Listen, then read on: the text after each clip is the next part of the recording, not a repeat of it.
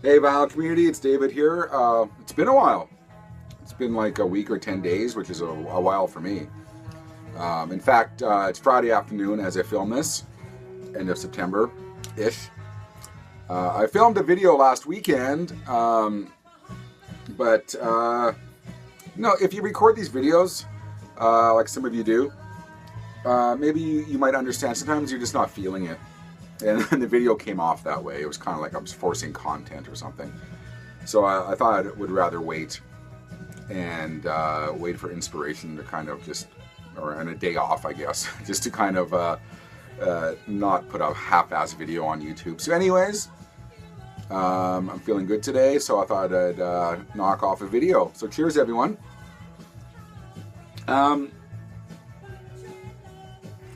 I really have no preamble today, other than next weekend is the start of record fair season in my fair province. So my next video, I'm hoping, will be a kind of a haul video from what I pick up the record fairs, and trying not to buy a whole lot because I'm trying to afford a return trip to Europe before the year ends, to do another vinyl hunt around Europe. And maybe visit my daughter who lives there. Who knows? You know, they don't have time for us anymore once they get to be 20, right? Anyways, what you're listening to, since this is the random shirt I pulled from my closet today, Blondie tour shirt, is we're listening to Blondie's first album. Many people feel this is their best album.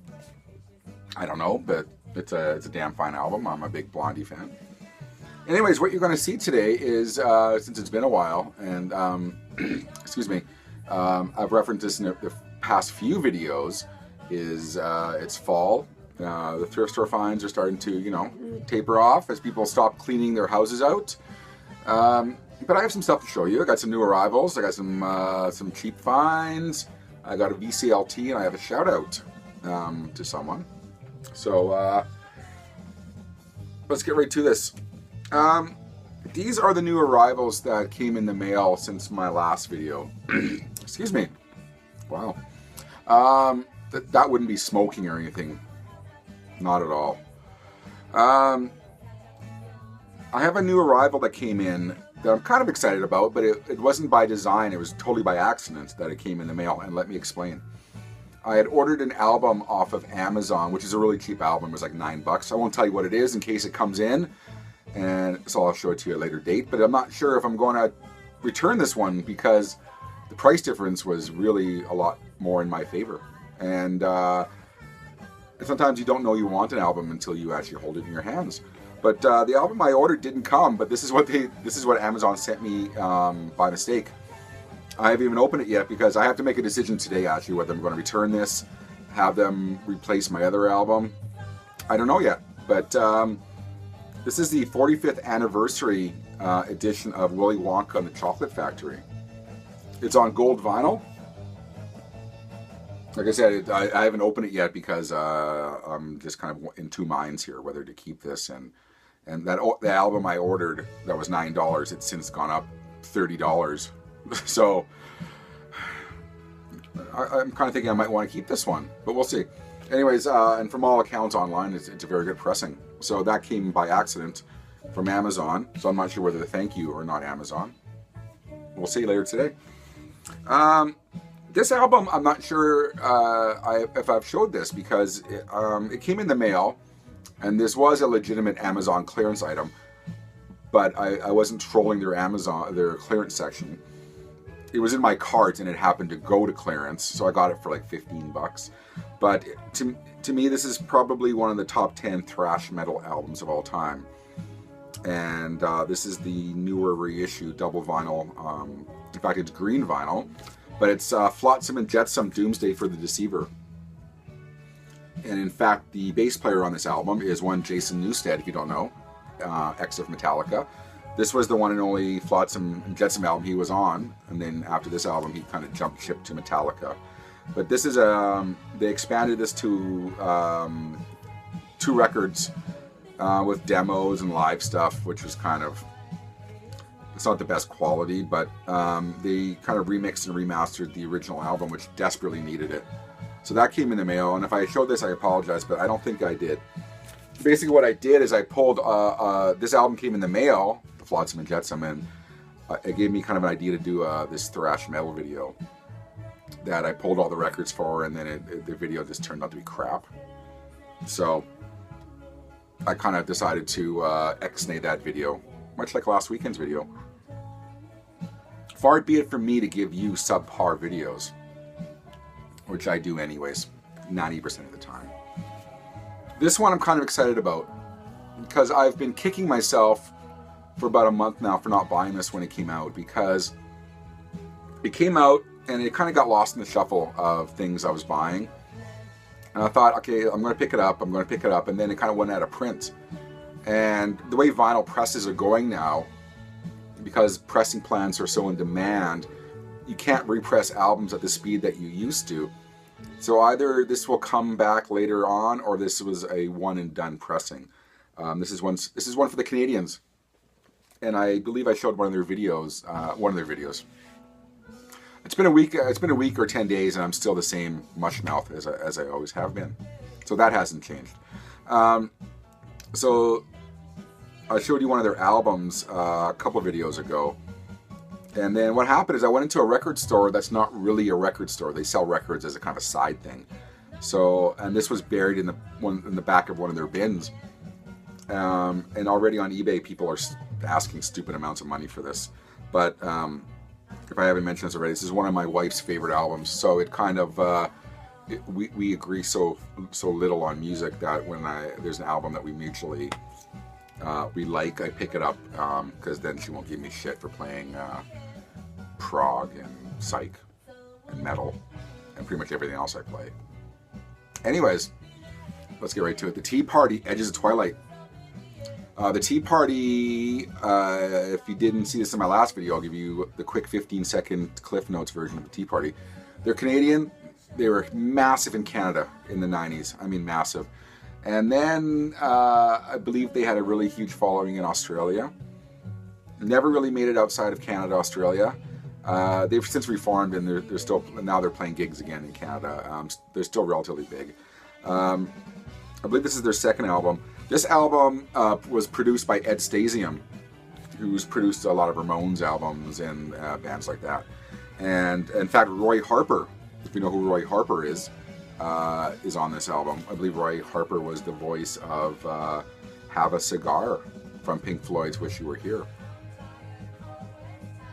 I'm teaching you stuff that you probably already know. Anyways, if you want to know who this Tea Party band is, I'm going to recommend a video off their first album, which isn't on vinyl, and I wish EMI would, or who owns EMI nowadays? Might be Universal or Warner. There's only 2 record companies left in the world, isn't there? Go on YouTube and watch a video for a song called The River from their first album. It is the ultimate Doors meets psych weirdness with some really heavy riffing. If that doesn't turn you off, then please go watch a video for The River off their first album. Kind of gives you an idea of what the Tea Party's all about. So anyways, really excited to find that because it was out of print, and I was kind of stressing about not picking it up because I really wanted it to play for my wife when she's around. And I'm a bit whipped, so I try to do those things for my wife. Some thrift store finds. These might, arguably, these might be the 2 most exciting ones. I got a nice upgrade of 2 Talking Heads albums. Fear of Music. This is in the embossed sleeve. And really nice upgrade. Obviously, these are original Sire Records pressings of Talking Heads 77. I think I found one. This is the second copy I found in the past year anyways. This is a nicer copy than the one I might have showed in a previous video. Back when no one watched my videos. And people still might watch my videos, I don't know. Anyways, I'm going to try to be a little bit quick today. There's a couple of really exciting things here. Like I said, please stay tuned for the VCLT and the Shadow, because the Shadow is kind of a little bit meaningful, and so is the VCLT. This is from yesterday. Really exciting. I'm kind of a moderate soul fan, R&B soul fan. But when I find an original Percy Sledge warm and tender soul, I'm kind of excited. For a point of reference, this has the song Try a Little Tenderness on it, which might be one of his bigger songs. This is an original Atlantic Red Label copy. In fact, I'm just kind of in the middle of giving it a good cleaning. It's over there. You can't see my spin clean station over there. What was I going to say about this album? It's just really great. It's not in the best of condition. The cover's nice. It's, you know, visually it doesn't look pretty, but I played it through. It plays with some surface noise. I'm kind of giving it a good cleaning. I'm hoping to kind of cut the noise down maybe in half. And even then, I'm still happy with it. I mean, vinyl is supposed to have noise, isn't it? I think it should. Anyways, Percy Sledge. Really excited about that one. Where are we going to go to next? Okay, this is an artist who gets insane amounts of love on vinyl forums, and I really don't know why. The people who are into her are really, really, really like intensely obsessed with her, and I just don't get it. And I haven't played this album, so I don't know. But this seems to be some kind of a punch out or promo copy, anyways. And it's the first time I've ever found a Julie London album in a thrift store. But this one's from the late '60s, I believe. I'm kind of guessing there, but I believe it is. It's called Easy Does It. And like I said, it's one of those artists, I'm not sure if some tastemaker in the vinyl community posted it once and then kind of everyone latched onto it. I don't know, but I've seen an awful lot of Julie London albums as people's holy grails. And I don't know why. But anyways, maybe she's really good. I don't know. I'm not passing judgment on her. It just kind of goes over my head a bit. But Julie London, that was found yesterday. You guys all know what I paid for these records. Anyway, Easy Does It. Really nice condition copy. Nothing particularly special here other than this is Lon John Baldry. It ain't easy, but if you don't know Lon John Baldry, this album, I'm sure most people might at least recognize this album. This is the one that has Rod Stewart and Elton John's on it. In fact, you can see them right there. There you go. Picked that one up yesterday. This one I could go on and on about for no other reason that it's really super rare and obscure and it's worth a lot of money. But I'm just going to go right into it. It's a duo called Tom and Judy, and it's called Make Someone Happy. Okay, so here's the quick condensed Cliff Notes version of this one. This guy here is a local musician. In fact, this was released on a major label, GRT Records in Canada, and it was only released in Canada. This gentleman, the Tom, is a very, very famous local musician in Canada as well. He went on to be a very well-known jazz pianist, and he used to host a variety show in my city, which was kind of big at the time in the 70s when I was young. And his name is Tommy Banks. Very, very well-known. I'm not a Tommy Banks fan per se, but he's very, very well-known. And this lady here is Judy Singh. Judy Singh, they made this one album in about late 60s or maybe 1970 at the latest. And I was aware of this album. I've never actually ever seen this album. And if you look on the internet, you'll see that it's quite desired. It has jazz undertones and soul undertones, but it's kind of a sunshiny pop album. Sunshiny? We'll go with that term today. Sunshine pop with some jazz and some soul, and the soul kind of comes from her voice. So yeah, Tom and Judy Make Someone Happy. And let's see here. Okay, I'm gonna show you this band. Once again, I could go on and on about this album other than only because it's very obscure to find this album. So I'm going to show you this album. It's a band called Brave Belt. See if you recognize any of those characters there. You can freeze frame. Anyways. Okay. So these gentlemen look familiar. Randy Bachman from the Guess Who, his brother, and Chad Allen from the Guess Who. Basically, Brave Belt is what Bachman Turner Overdrive, or BTO, were before they were convinced to change their name to BTO. They recorded 2 albums under the name Brave Belt on Reprise Records, oddly enough. And the albums didn't really do much. they made a third album, and Reprise Records dropped them.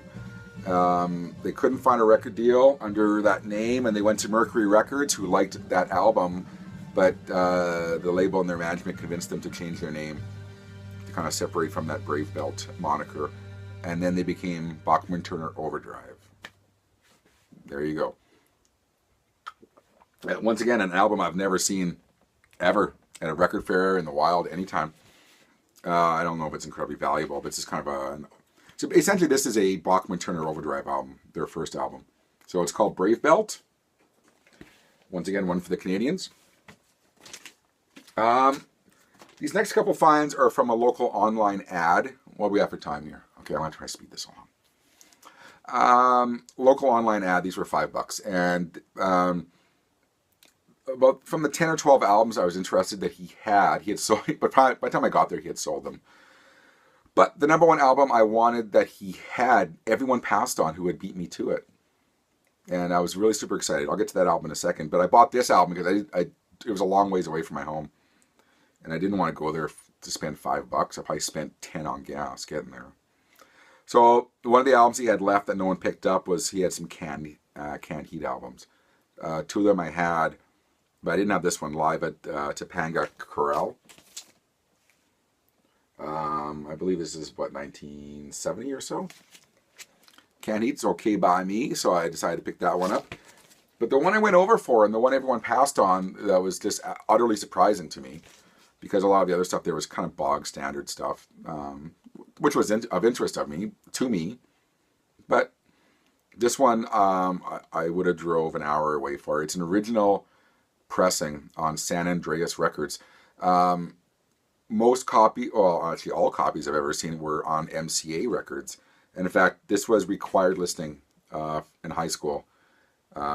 You had to have a copy of this album. In fact, I had a copy when I was young, and then everyone had the cassette tape because we were poor kids in high school, and cassettes were affordable.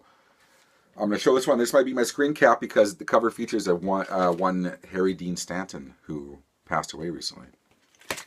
Repo Man soundtrack. Screen cap time. Anyways, Repo Man soundtrack. This is, like I said, an original pressing, which is not on MCA Records. It might have been distributed by MCA, I'm not sure, but every copy I've ever seen is that kind of, I believe, the MCA kind of rainbow label. I'm sure everyone knows this album, but if not, quick 10-second. This is kind of a 10-second rundown. This is a who's who of West Coast punk. The video and the movie and the soundtrack, it was like if you didn't have it, you were no one in high school, which kind of dates me here. You know, Black Flag, Iggy Pop, Suicidal Tendencies, Circle Jerks, Burning Sensation, which is kind of I wouldn't say a super group of punk musicians, but it was at the time, doing an awesome version of Pablo Picasso and Fears on this. And like I said, couldn't believe I found this for $5. And the guy had told me that his albums were immaculate, near mint, always touched on the edges, he said, and played on a high quality turntable. And he was right. This is utterly as new. So in a lot of ways, that's my most thrilling find, was the Repo Man soundtrack. Just insane memories from when I was a kid. Insane, great memories. All right, this is going to be shout-out time to a local record store owner named Terry at E-Rock, E-R-O-C. He has a record store locally in my city, which is open Saturday and Sundays. And I popped in to see him and his wonderful wife on Sunday. And Terry, I was picking up some record sleeves. And the thing about Terry's record store, E-R-O-C, E-Rock, is it's hard to leave with just sleeves. You know, if that's what you go in for, it's hard not to look around and you're going to find something. And I walk into E-Rock and Terry says, "Oh my God, you're on YouTube." And I'm like, "Oh, man." He goes, "Yes, another customer of his, I don't want to get his name wrong, but I believe his name is Frank. Hey, Frank, if you're watching, I don't know you, apparently. I hope you like my videos." But he said, Terry was telling me this guy, I believe his name is Frank. If I got your name wrong, I'm sorry. He came in and he asked Terry if you know this guy on YouTube, and it was me. He goes, and Terry, and I've known Terry for years and years and years, and he said, yeah, that's Dave, because I think my channel comes up as Naz Nomad or something stupid. And he goes, yeah, that's Dave. I know Dave. So yeah, so Terry went through and saw some of my videos, and I'm slightly embarrassed. Anyways, so I want to give a shout out to Terry. I didn't know you watched my videos until you told me. And whoever the gentleman was who might be watching this, who was asking Terry if you knew me. Like I said, I hope you like my videos. And if you ever bump into me and you don't like my videos, maybe we'll just exchange glances and keep on walking. But I hope you do. Anyways, if I ever run into you, say hi. Terry's record store. It's kind of an essential stop in my city. It's so awesomely curated. Everything is in excellent condition. He has an amazing collection of krautrock and psych and prog, and pretty much everything. But he also has an amazing collection of 80s records, records from that era, which I collect a lot of. And they're always really awesomely priced, his 80s records. So it's kind of hard not to go in and pick up some catalog filler of stuff I don't have. And I'm guaranteed to find something that's a kind of a collection completer, like this album is. And I'm going to tell you right now, don't laugh, it's Falco. I grew up with Falco. I don't show you a lot of 80s albums because they're not really exactly the most exciting things to show on videos. But, I grew up with 80s music. And I didn't have this album, and I knew Terry had it. It's a gold stamp promo. It's a copy of Falco's Wiener Blut. Not Falco's greatest album. In fact, I don't think Falco has any great albums. He has great singles.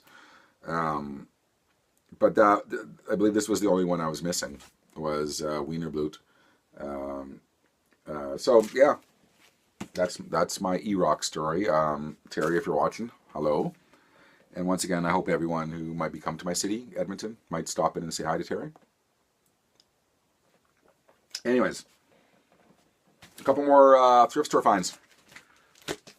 Nice upgrade copy of Spirit, 12 Dreams of Dr. Sardonicus. I found a couple copies of this year. This one will replace my current copy, which is right there. Really nice upgrade copy of Spirit. This one is a total anomaly. This is from about 10 days ago or a week ago.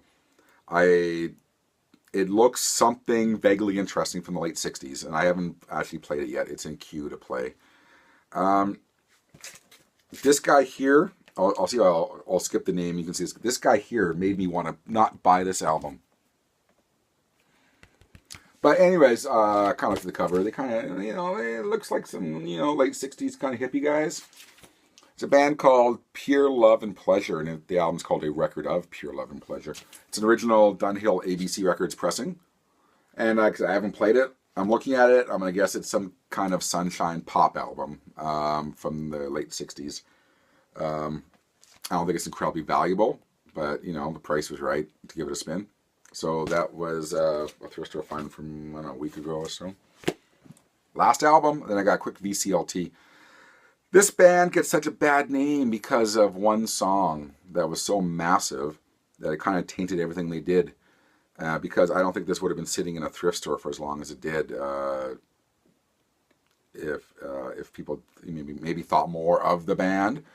But the song I'm talking about is a song called Bad Boys from the TV show Cops. It's Inner Circle, obviously. This is an album called Reggae Thing it's about from the mid-70s. It's an original Capitol Records pressing. And like I said, that's the Bad Boys is the one song people seem to know. And it kind of overshadows everything they ever did, but they made some really great reggae in the 70s. I'm hoping Doug from Fat City Vinyl might back me up on that one. He's the reggae expert that I go to.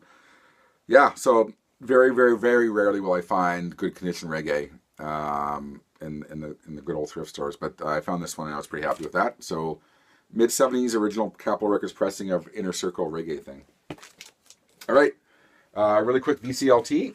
From DJ Trish. DJ Trish, I'm sorry I Had opened this last week when I got it, and I filmed that video. I ended up deleting, so I was going to kind of open it in front of everyone to show everyone, but I've since opened it and then deleted that video. So DJ Trish, if you don't know her channel, just type in DJ Trish, T-R-I-C-H, and this very lovely woman who very generously sends mixed CDs. She's from New Jersey, and I got a nice note from Trish, which always ends with rock on, and I agree with you. Trish sent a Midsummer Mix CD, which is a great mix of George Clinton, Beastie Boys, Coleman Hawkins. Nice pick on the Coleman Hawkins. You know, Beach Boys, Gene Krupa, it's kind of, Michelle Shocked, it's all over the place, which is the great things about her mix CDs. I'd be disappointed if it wasn't all over the place. Great stuff. Thank you, Trish, for that one. And then second one is Down in the Soul Cellar, which has been getting a lot of play in my car. Just like the title says, it's this awesome soul from everything from Sam and Dave to The Time to Prince, the Bar-Kays, Billy Preston, Booker T. It's all over the place, which is great, fantastic stuff. So thank you, Trish, for that. Some nice stickers from some New Jersey places, from Bayhead, New Jersey. And I'll show you her card really quickly, and hopefully you'll make out her YouTube. It's YouTube-user-DJ Trish M. That's what it is. I've showed her card before, but if you can kind of see in the bottom there, maybe pause it, have a look, visit her channel. Very, very, very lovely giving woman. So thank you, Trish. Your CDs dominate my car play, which says a lot. When I own right around this corner here is probably about 10,000 CDs. So that says a lot. It speaks highly of your mix CDs. So I really appreciate those a lot. So thank you. Anyways, really quickly, something kind of, I feel kind of obliged to talk about subscribers, which it doesn't really, you know, I've said this before and I'll say it again. People seem a little bit obsessed with the amount of subscribers, but to me, it's always about the, you know, kind of the amount of views you get, the number of views you get, maybe the quality of people watching your videos, I guess. But since I think we live in that YouTube world where it's number of subscribers. You know, there's people I follow who have 15, 20,000 subscribers and get a couple hundred hits on their videos, I guess, or 100 or whatever. So it's kind of, it's a weird YouTube world what we live in. But having said that, I was sitting at 999 subscribers apparently, and my wife noticed and she subscribed, making it 1,000, which is very fitting because I've said this, probably 100,000 times. If it wasn't for my wife, none of this would be possible. For for her to allow me to do this. So after next weekend, Record Fair, I will be. I don't want to do the contest now for 1,000 subs, because I want to be able to devote enough time to it. I'm still kind of getting all ready for record fairs, so I want to be able to you know, have the proper amount of time to devote to a contest. It's going to be something very simple, something very easy. Everyone can participate in. So after next weekend's record fairs, I'll probably do a haul video, and then we'll get to a contest and have some hopefully great prizes for everyone. So, not to drag this out too long, thank you for watching. Thank you for subscribing. Thank you for watching. It means everything to me. If you haven't noticed, I'm still trying to live the life of a homeless man.